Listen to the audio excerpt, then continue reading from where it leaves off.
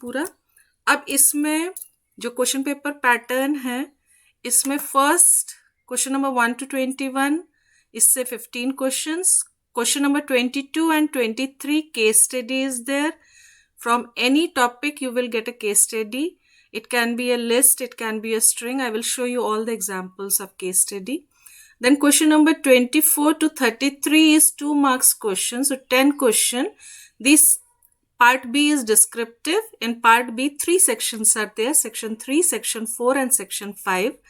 Section 3, 24 to 33, only in 2 questions internal choice is there. Any 2 question it may be. This I have copied from CBSE, that's why I have written here 25 and 27. But it may be any 2 question, किसी भी 2 question में internal choice होगा. Section 4 जो है 34 से 37, ये 3 marks question है, 4 question है, long answer. And the last one is section 5, 38 to 40, very long answer, 5 marks question. So 3 questions, total marks 15.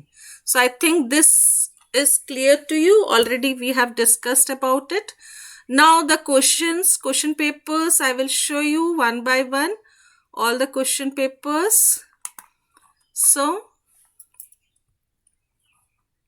today only one we will be able to solve it. Clear? So we will start here. Already we have discussed the questions. So this is 1 mark question. So in previous class already we have discussed 1 mark questions. Now case study, today I will show you all the case study. Case study कैसे आएंगे? या तो एक story दिया रहेगा, जैसे मैंने बहुत सारे यहाँ पे रखे हैं, आज तुम लोग इसको सॉल्व करोगे. प्रैक्टिकल में भी ऐसी केस स्टडीज आएंगे. ठीक है, चलो let us solve 1 by 1. Answer देते रहोगे, आंसर दिख रहा है तुम लोग को ना.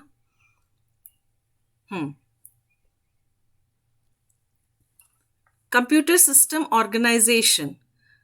Xerox Technologies deals in hardware components required for assembling computer systems in the Nehru Place market. Case study में एक रियल लाइफ स्टोरी दिया रहेगा और तुमको उसके हिसाब से आंसर देना है. They provide reliable and efficient data storage devices to their customers. 6 storage devices in which they deal are described below. नीचे दिया हुआ है 1 2 3 4 5 6. Name the storage device being described and also list the appropriate category of storage. ठीक है, कौन कौन से हैं बताओगे. पहला क्या है? Optical media. किस में ऑप्टिकल मीडिया यूज होता है ये तुमको पता है. Which use 1 spiral track. Spiral track किस में होता है ये तुमको पता है. Red lasers are used to read and write data on the media surface. Makes use of dual layering technologies to increase storage capacity. ठीक है, ऑप्टिकल मीडिया हम किस में, लाइट से हम ऑप्टिकल रेज यूज करते हैं. क्या होगा इसका आंसर बताओ. डीवीडी. DVD, very good. ठीक है, तो डीवीडीज जो होते हैं नॉर्मली कंपैक्ट डिस्क सब में हम लोग लेजर यूज करते हैं, और इसमें डीवीडी जो होता है उसमें डुअल लेयर टेक्नोलॉजी यूज होता है. ठीक है, चलो नेक्स्ट क्वेश्चन. नॉन वोलेटाइल, ये तो पहले वर्ड से ही समझ में आ जा रहा है. वोलेटाइल, नॉन वोलेटाइल कौन सा है तुमको पता है. फर्स्ट वर्ड से ही तुमको समझ, पूरा क्वेश्चन पढ़ने की जरूरत भी नहीं है. ठीक है, पूरे क्वेश्चन को पढ़ते हैं. Non volatile memory chip. Contents of the chip cannot be altered. It is often used to store the startup routines in a computer. Example, BIOS. क्या है नाम? रैम. Very good. उल्टा बोल दिए. हाँ, BIOS चिप जो होता है वो रोम होता है और वो नॉन वोलेटाइल. और वोलेटाइल कौन सा होता है? रैम. रैम वोलेटाइल होता है, रैम खाली हो जाता है. Good. Next, optical media which use concentric tracks to store data. This allows read and write operation to be carried out at the same time. एक ही टाइम पे हम रीड एंड राइट कर सकते हैं. ये भी ऑप्टिकल मीडिया है. इसमें भी कॉन्सेंट्रिक ट्रैक्स होते हैं टू स्टोर डेटा.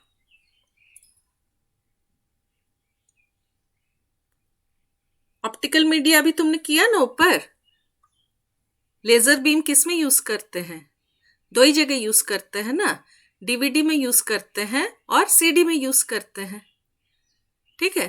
खाली इसमें क्या है कि it is often used, this allows read and right operations. ये रोम गलत दिया हुआ है, ये रीराइटेबल होगा। आंसर गलत दिया है, इसको करेक्शन कर लेते हैं। ये एक्चुअली मैंने अभी उन लोगों से कॉपी किया, तो यहाँ पे रीराइटेबल होगा क्योंकि हम इसमें एक ही साथ रीराइटेबल, ठीक है, रीराइटेबल होगा क्योंकि हम लोग रीड और राइट दोनों काम कर सक रहे हैं। रोम में तो खाली रीड कर सकते हो, राइट नहीं कर सकते हो। Next, non volatile memory device which uses flash में, फ्लैश से ही समझ में आ जाएगा। फ्लैश मेमोरी कहाँ यूज होता है बोलो, पूरा पढ़ देती हूँ। Which consist of millions of transistors wired in a series on a single circuit board, कहाँ यूज होता है इसमें? नॉन वोलेटाइल है, मेमोरी कार्ड्स हैं सारे, जो हम लोग मेमोरी कार्ड्स लगाते हैं, चाहे वो बाहर से लगाए हार्ड डिस्क में, उसमें सब में हम लोग नॉन वोलेटाइल परमानेंट स्टोरेज होता है, मेमोरी डिवाइसेस होते हैं।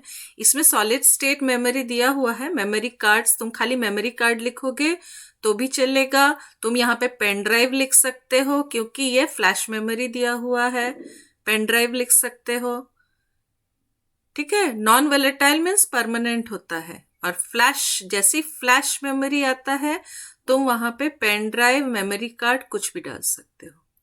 Next, optical media which uses blue laser, ये तो दिख ही रहा है, आंसर तो उन्होंने दे ही दिया है। Blue laser technology to read and write data, Blu ray disc. Next, magnetic disk with very large storage capacity can be used to store vast amount of data, mostly fixed in computer cases, serves as the main storage। किसको बोलेंगे इसको?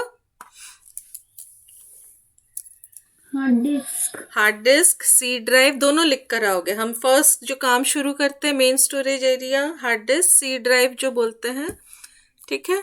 तो ये जो 5 marks के questions आएंगे या case study आएगा, वो इस तरीके से रियल लाइफ स्टोरी के ऊपर पूरा क्वेश्चन पूछा जाएगा।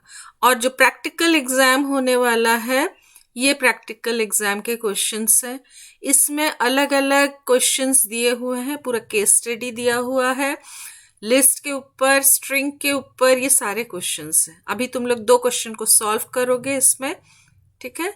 चलो, Redwood shop dealer is in apparels and footwears. Write a program to calculate total selling price having levying of GST. To calculate the net price, central government and state government GST rates as applicable are given as under. तो इसको हम लोग शुरू करते हैं। इसको तुम लोग आंसर बोलोगे, मैं नहीं आंसर बोलूंगी। अच्छा, तुम्हारा जो डाउट था उसको क्लियर करना है, ठीक है। इसके बाद मैं क्लियर कर दे रही हूँ। मैं खाली टाइप करूंगी, मैं आंसर नहीं बोलूंगी। मैं क्वेश्चन दिखा दे रही हूँ तुम लोगों को, साइड में क्वेश्चन को ओपन कर दे रही हूँ, तुम लोग इसका आंसर बोलते जाओ और मैं यहाँ पे टाइप करते जा रही हूँ।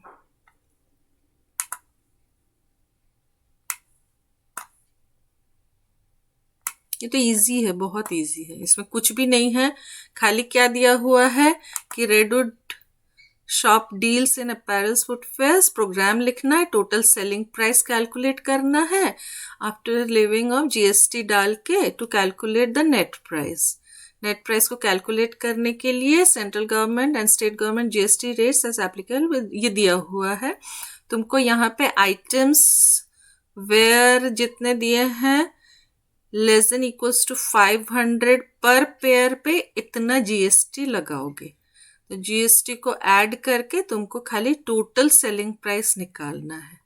तो ये मेरे को लगता है फटाफट बन जाएगा। चलो बोलो, आंसर बोलते जाओ, जल्दी जल्दी बोलोगे। हाँ, इसको मिनिमाइज कर दो, तुम लोग आंसर बोलोगे, मैं यहाँ पे टाइप करूंगी।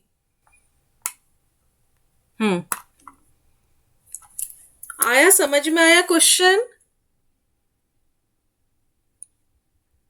जल्दी जल्दी पूरा पेपर सॉल्व करना है। हाँ बोलो, आंसर बोलो जल्दी से, माइक बोलो। मिस पहले फुटवेयर लिखेंगे, footwear is equal to int input the number of pairs of footwears.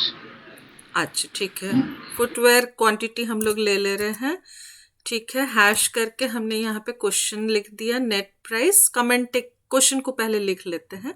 Total selling price calculate कर रहे हैं हम लोग, तो नेट प्राइस कैलकुलेट कर रहे हैं, उसको हमने लिख लिया, ठीक है। फुटवेयर तुमने नंबर ऑफ फुटवेयर्स, तो मैं यहाँ क्वांटिटी लिखूं, QTY ऑफ फुटवेयर लिख देती हूँ, QTY ऑफ फुट शॉर्ट में लिख देते हैं। हाँ, इंट इनपुट तुमने ले लिया, ठीक है। उसके बाद सेकेंड लाइन,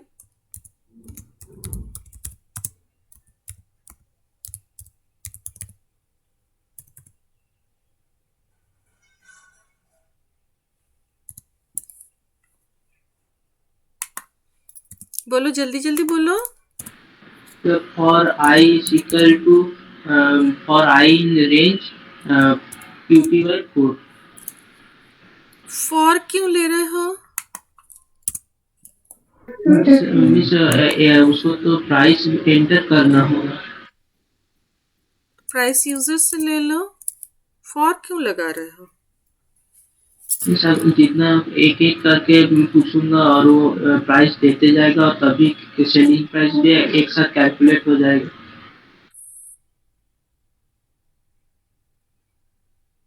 मैं अगर खाली यहाँ पे प्राइस ले लूँ यूजर से डायरेक्टली कि प्राइस कितना है, तो नहीं होगा। ठीक है, दोनों मेथड कर लेते हैं। हाँ, पहले ये वाला मेथड कर लेते हैं, उसके बाद फिर उसको करेंगे, ठीक है। तुम्हारे मेथड से भी करेंगे। चलो इसको पहले शुरू करो। प्राइस हमने ले लिया, अब बताओ कैसे कैलकुलेट करोगे?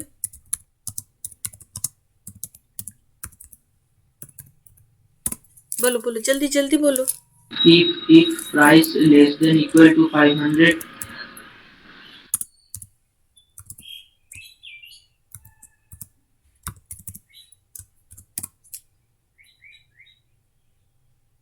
GST is equal to means पर रेट दिखाई नहीं दे रहा मीन्स कितना परसेंट है। GST is equal to price 5/100 into price. Price को पहले लिख दे रही हूँ मैं।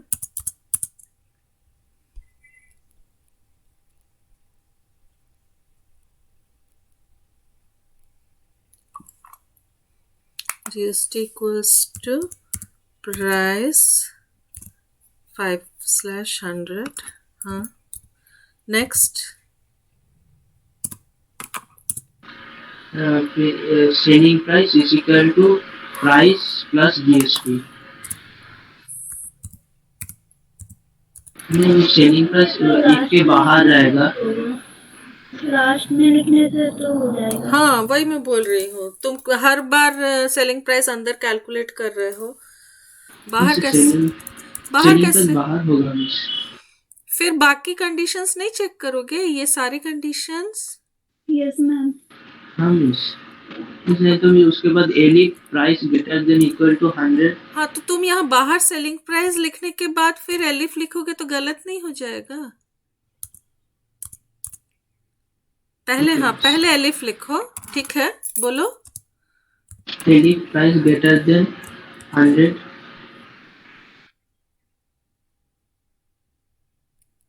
ग्रेटर देन इक्वल्स टू, ये ना इसको एक बार सिलेक्ट करने के बाद मैं यहाँ ना भूल जाती हूँ, रुको उसको ले आती हूँ, कहाँ चला गया, ये रहा।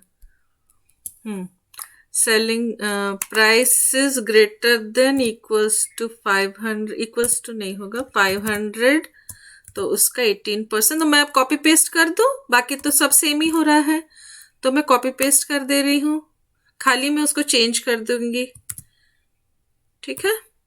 चलो चेंज, कंट्रोल V। हाँ, क्वेश्चन पेपर में हर जगह less than equals to greater than equals to क्यों है? तब तो दो स्टेटमेंट ही तो यूज हो सकता है। नहीं, एक तो 500 है और एक 1000 है ना। नहीं मैम, एक है ग्रेटर देन इक्वल्स टू 500, एक है लेस देन इक्वल्स टू 500। वैसे 1000 वाला भी है, 1000 वाला भी है, तो हम लोगों ने यहाँ पे लेस देन इक्वल्स टू 500 लिखा, उसके बाद ग्रेटर देन, अगर 500 से कम या 500 की इक्वल टू है तो 5% देगा, अगर 500 से ज्यादा है तो 18% दे रहा है, ठीक है। और उसके बाद इन्होंने यहाँ पे अपैरल्स लिए हैं, इसको ना थोड़ा सा हम लोग और आगे करके देखते हैं। ये एक्चुअली पीडीएफ से किया हुआ है, इसीलिए ये प्रॉब्लम आया है। इसको थोड़ा सा आगे करके देख लेते हैं इसमें है क्या। यहाँ पे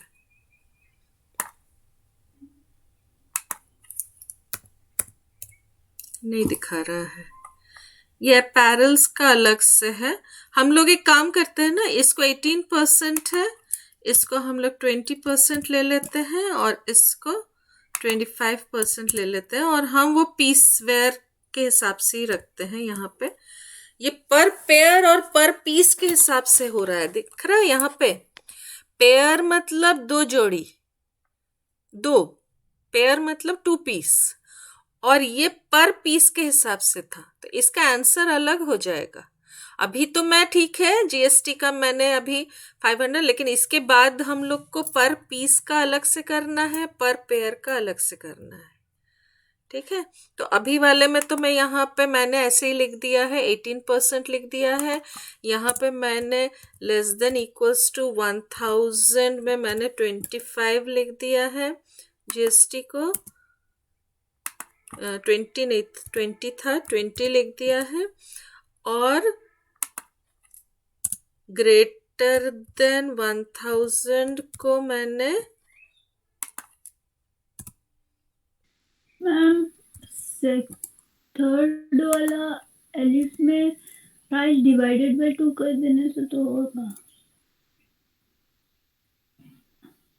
थर्ड एलिफ हाँ पीस हो जाएगा। इसमें पीस हो जाएगा। पीस के ऊपर उसने 5% दिया था, और पेयर पे भी उसने 5% दिया था, तो तुमको उसमें फिर पर पीस फिर इनटू, तो यहाँ पे क्वांटिटी फुटवेयर जो रहेगा तुम्हारा, ये एंटर करना पड़ेगा फुटवेयर का, कि पेयर के एंटर क्वांटिटी इन पेयर लिखो, इन पेयर लिखो, ठीक है। तो पेयर में हो गया, ठीक है। इसको तो मैं दूसरे तरीके से कर ली हूँ, इसको मैं डायरेक्टली लिख दे रही हूँ, फिर तुम्हारा वाला जो मेथड है उसको डाल रही हूँ। रुक जाओ, ये वाला हो गया 5%, 18%, 25% और 25 हो गया। अब इसके बाद एल्स में वो सेम ही रहेगा, तो एल्स में हम लोग यहाँ पे जीएसटी इक्वल्स टू 0, फिर लास्ट में बाहर आके सेलिंग प्राइस जो उसने बोला था, हाँ बोलो कितना होगा selling price, price plus GST. तो ये वाला तो डायरेक्टली हो गया प्रिंट करके। अब हम लोग पीस और पेयर के हिसाब से करते हैं, इसको लिख के कंप्लीट करके रन करा के देख ले कि the total price, total selling price दिया हुआ था, तो टोटल सेलिंग प्राइस इज यहाँ पे एसपी, ठीक है। इसको जब रन कराओगे, अगर मैंने यहाँ पे 500 से कम लिखा है, 100 लिखा है, तो 100 में प्राइस, अगर प्राइस को भी मैंने प्राइस 10 लिया है, मिस हाँ miss SP into quantity put होगा तो इनटू क्वांटिटी करके, ये पर पेयर का हम लोग कर रहे हैं, तो इनटू क्वांटिटी हो जाएगा। मैम जबकि ये पीस में है तो उसे पेयर में करने के लिए प्राइस को इंटू 2 कर देंगे, मतलब एलिफ प्राइस नीचे वाला नहीं, वो अभी जो करेंगे ना पीस पेयर वाला, अभी हमने लिया नहीं है, अभी हमने पूरा फुल पेयर वाला लिया है। इसके बाद वाले में हम लोग कर रहे हैं, रुक जाओ, क्वांटिटी को इंटू कर देते हैं।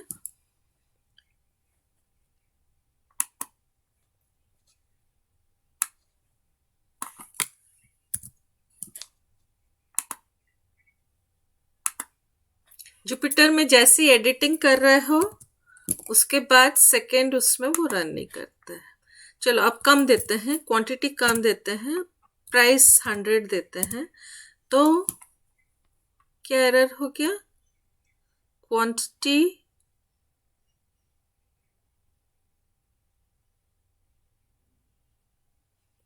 जीएसटी में प्राइस में जीएसटी जोड़ने के बाद अगर हम मल्टीप्लाई कर रहे हैं तो इंटीजर ही तो है, इंट है, फ्लोट मैम QTY फूट लिखा हुआ है और ओहो, आपने नीचे हाँ QTY हाँ लिखी है। QTY फुट लिखा हुआ है। पेयर अगर 10 है, 100 है, हाँ सही आ गया, 5% था तो 10 का 5 रुपए करके 10 का आ जाएगा 10 इंटू 5 50 रुपीज बढ़ जाएगा, टोटल सेलिंग प्राइस आ जाएगा 1050। ठीक है, ये वाला हमने डायरेक्टली पेयर में ले लिया। अब पेयर और पीस वाला क्वेश्चन जो था उसको कर रहे हैं। तो पेयर और पीस वाले में क्या करना है, फर्स्ट टू तो पेयर में ही दिया हुआ है, फर्स्ट टू का कोई प्रॉब्लम नहीं है। सेकंड वाला जो था वो पीस में था और उसमें 5% दिया हुआ था, 5% और 18% दिया हुआ था, और इसमें दिया हुआ था कि पर पीस, तो हम तो क्वांटिटी पर पेयर ले रहे हैं, तो यहां पे पर पीस के ऊपर तो price divided by price slash 2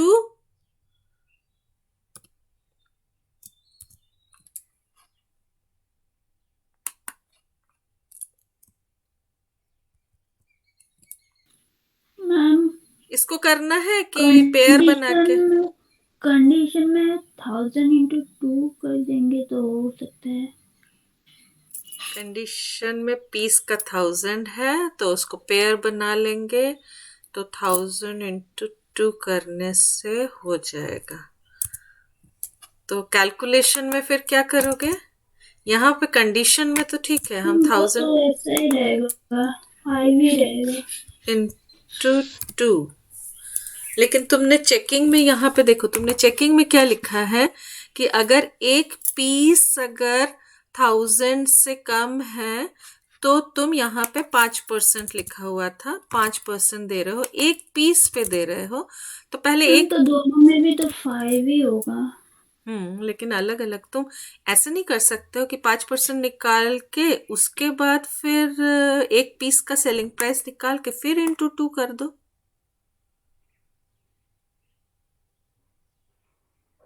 ये ज्यादा अच्छा होगा ना, हो सकता है वैल्यू सेम आ जाएगा कैलकुलेट करने पे, लेकिन हम अगर डायरेक्टली जैसे दिया हुआ है, हम अगर डायरेक्टली कर दे कि हमने यहाँ पे इंटू 2 नहीं करके, हाँ ठीक है, ठीक, एक ही बात हुआ, यहाँ /2 कर रहे हो, यहाँ इंटू 2 कर रहे हो, ठीक है, इंटू 2 कर रहे हो, ठीक है। तो ये हो गया सेकेंड जो ओरिजिनल क्वेश्चन था जिसमें पीस और पेयर का था, उसको लेके हम लोग कर रहे हैं। अब इसको भी रन करा के देख लो, इसका अलग आंसर आएगा। अभी तो मैं अगर सेम वैल्यू दूंगी तो फिर तो सेम आएगा, 10 दे दिया और प्राइस अगर हमने 100 दिया तो सेम आएगा। और अगर मैंने चेंज किया यहाँ पे क्वांटिटी मैंने 10 ही रखा, प्राइस को मैंने अब ज़्यादा कर दिया, 500 से ज़्यादा 600 कर दिया, तो इसका आंसर 18% कैलकुलेट होके 10 का 18% और इसका प्राइस के ऊपर मतलब 600 के ऊपर, ठीक है, आंसर ठीक है। आगे समझ में? अब देखो, अब ये 5 मार्क्स के आएंगे या केस स्टडी आएगा, अब तुमको समझ के, यहाँ पे तो ठीक है इन्होंने पीस करके दे दिया था इसलिए इतना टाइम लगा, बाकी अगर नहीं समझ में आ रहा है डायरेक्टली तुम 500 जो रेंज दिया है और जीएसटी जितना दिया है डायरेक्टली इफ करके कर दोगे, ठीक है। अब स्ट्रिंग के क्वेश्चंस है, लिस्ट के क्वेश्चंस है, तो अभी मैं लिस्ट के क्वेश्चंस दे रही हूँ, इसका भी फटाफट 5 मिनट दे रही हूँ, पहले कॉपी में सॉल्व कर लो, उसके बाद फिर यहाँ पे बोलना शुरू करोगे, ठीक है। चलो, a bank is a financial institution which is involved in borrowing and lending of money, borrow कर रहे हैं मनी को, लेंड कर रहे हैं। With advancements in technology, online banking, also known as internet banking, allows customers of a bank to conduct a range of financial transactions through the bank's website anytime, anywhere. The basic two operations performed on an account are deposit and withdrawal. Write a menu-driven program that accepts either of the two choices of deposit and withdrawal. Then accepts an amount, performs the transaction, and accordingly displays the balance. The program should display the following options as open a savings bank account, add a customer, deposit money, displaying the sorted records, closing and deleting the account. क्या समझ में आया तुमको question पढ़ के? 5 marks question है, ठीक है, पहला चीज. उसके बाद स्टेप बाय स्टेप कैसे शुरू करोगे. चलो पहले क्वेश्चन का मीनिंग समझाओ मेरे को पूरा पढ़ के क्वेश्चन का. उसके बाद मैं कहाँ से लिखना शुरू करूँगी, कैसे लिखूँगी पूरे प्रोग्राम को. ऑब्वियसली इसमें थोड़ा टाइम लगेगा, फर्स्ट टाइम केस स्टडी सीख रहे हो, ठीक है. चलो शुरू करो, समझाओ क्वेश्चन को. इस पहले सेविंग्स अकाउंट खोलना है. उसके बाद एक कस्टमर से नाम पूछ के उसका इंफॉर्मेशन कुछ जो फोन नंबर एड्रेस ये सब पूछ के कस्टमर को ऐड करना है. उसके बाद उसको 2 ऑप्शन दिखाना है, डिपॉजिट या विड्रॉल. पहले डिपॉजिट, अगर डिपॉजिट को चूज करेगा तो जितना डिपॉजिट होगा वो एक वेरिएबल में ऐड होते ही जाएगा और विड्रॉल भी उस वेरिएबल से ही होगा. उसके बाद अगर वो थर्ड ऑप्शन देगा डिस्प्लेइंग द सॉर्टेड रिकॉर्ड्स, तो वो उसका नाम, एड्रेस, फोन नंबर, कितना बैलेंस है वो सब दिखा देगा. और जो फोर्थ ऑप्शन होगा वो उसमें क्लोजिंग या डिलीट होगा. एक अकाउंट नंबर, एक लैंग्वेज देकर अकाउंट नंबर जनरेट किया जाएगा. अगर वो उस अकाउंट नंबर को देगा और डिलीट फोर्थ नंबर ऑप्शन देगा तो डिलीट हो जाएगा अकाउंट. वेरी गुड, ठीक है. तो ये हो गया तुम्हारा पूरा उसका केस स्टडी. अब कोडिंग के लैंग्वेज में समझाओ मेरे को, पाइथन के लैंग्वेज में. शॉर्टेस्ट मेथड देखो, इस प्रोग्राम को करने के मेरे पास 10-15 मेथड है. कोई भी method use, I want the shortest method. सबसे फास्ट किस मेथड से करूंगी मैं ताकि ये अभी तुरंत सॉल्व हो जाए. मेरे को ये क्वेश्चन को अभी तुरंत 2 मिनट में सॉल्व करना है. 2 मिनट में तो होगा नहीं, 3 मिनट लगेगा, ठीक है. But I want the fastest solution. सबसे शॉर्टकट सोल्यूशन कौन सा है बोलो. ऑलरेडी तुमको दिख गया आंसर, ठीक है. ऐड कैसे करते हैं? Dot append. Very good. Deposit में क्या करोगे? ये सब एक एक लाइन का आंसर है सबका. डिपॉजिट में तुम बैलेंस जो अमाउंट रहेगा उसका, अकाउंट होल्डर का, उसमें प्लस कर दोगे. विड्रॉ में माइनस कर दोगे, चेक करके, इफ करके चेक करके, मिनिमम बैलेंस चेक करके माइनस कर दोगे. तो यहाँ विड्रॉल तो दिया ही नहीं, डिपॉजिट में डायरेक्टली प्लस कर दोगे. डिस्प्ले सॉर्टेड कैसे करोगे? फंक्शन यूज करके बोलो, शॉर्टकट मेथड बोलो.